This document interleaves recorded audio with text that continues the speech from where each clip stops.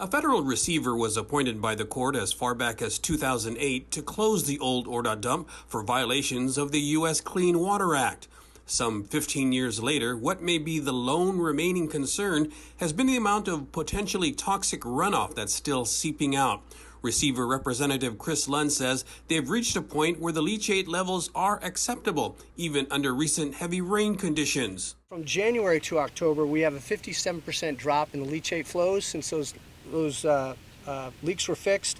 We have a corresponding increase in rainfall from 78 inches last year from July to October to 127 inches of July to October this year, 163% increase in precipitation event, and yet we have a 57% drop in our leachate flows, and our drop in our leachate flows are back to within our design parameters of what this facility was designed to handle.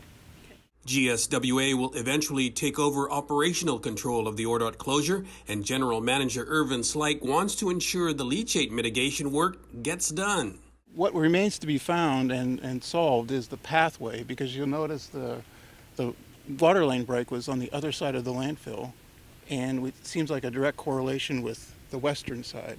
So we would like to find out where that pathway was and then try to block it off, so that any future precipitation or any other rain event wouldn't be able to do the same thing that the GWA waterline leak seemed to have caused.